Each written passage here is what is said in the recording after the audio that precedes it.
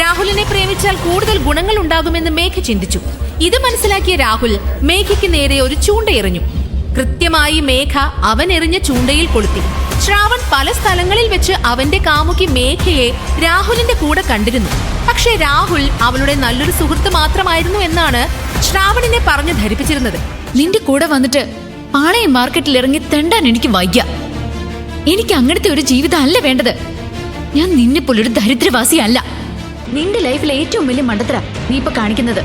ശ്രാവണിനെ പോലെ നല്ലൊരു ചെക്കനെ വിട്ടിട്ട് ഇവനെ പോലെ ഒരു ഫ്രോഡിന്റെ പിറകെ നീ പോകുന്ന ഞാൻ ഒരിക്കലും വിചാരിച്ചില്ല. അമൃത, നിനക്കെന്താ?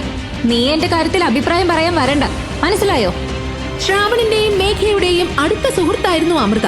അവർക്കിടയിൽ ചെറിയ ചെറിയ പിണക്കങ്ങൾ വന്നാൽ പോലും അതെല്ലാം സോൾവ് ചെയ്തുകൊണ്ടിരുന്നത് അമൃതയായിരുന്നു.